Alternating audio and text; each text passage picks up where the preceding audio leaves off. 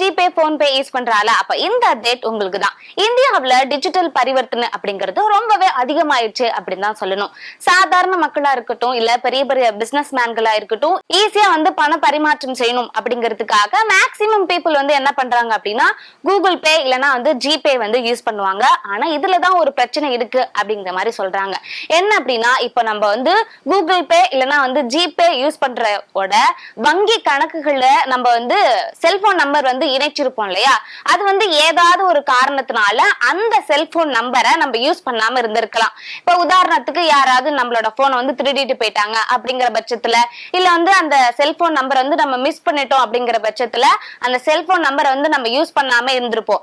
So அப்படி வங்கி கணக்குகளோட இணைக்கப்பட்டிருந்த cellphone number use பண்ணாம இருக்கு அப்படியே அப்படின்னா அந்த வங்கி கணக்குல யூஸ் பண்ணக்கூடிய யூபிஐ ஐடி முடக்கப்படலாம் அப்படிங்கிற மாதிரி சொல்லியிருக்காங்க.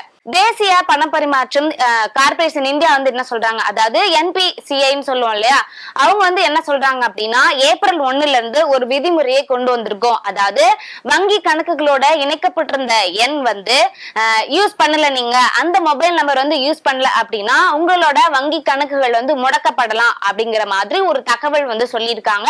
இது எப்பல இருந்து அப்படின்னா ஏப்ரல் 1ல இருந்து இந்த விதிமுறை கொண்டு வரப்படும். அந்த பட்சத்துல உங்களோட வங்கி கணக்குகள் இணைக்கப்பட்டிருக்கக்கூடிய நம்பர் நீங்க யூஸே பண்ணல அப்படின்னா உங்களோட வங்கி முடக்கப்படும் அப்படிங்கிற மாதிரி சொல்லியிருக்காங்க.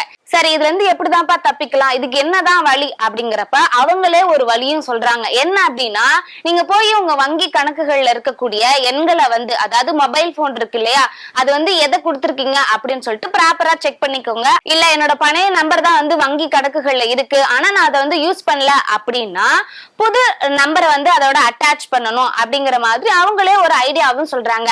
உங்களோட பழைய மொபைல் என்ன மாத்திட்டு இப்ப கரண்ட்ல நீங்க எந்த மொபைல் போனோட நம்பர் யூஸ் பண்றீங்க அப்படிங்கறத பார்த்துட்டு அந்த நம்பரை வங்கி கணக்குகளை இணைச்சு வச்சிருந்தீங்க அப்படின்னா எந்த ஒரு பிரச்சனையும் இல்ல அப்படிங்கிற மாதிரி சொல்றாங்க. சோ உங்களோட பழைய எண்ணை மாத்திட்டு புதிய எண்ணை புதுப்பிச்சு வச்சுக்கோங்க. இந்த ஒரு புதிய விதிமுறை தான் ஏப்ரல் 1ல இருந்து ஸ்டார்ட் ஆக போகுது அப்படின்னு சொல்லிட்டு என்பிசிஐ அறிவிச்சிருக்காங்க.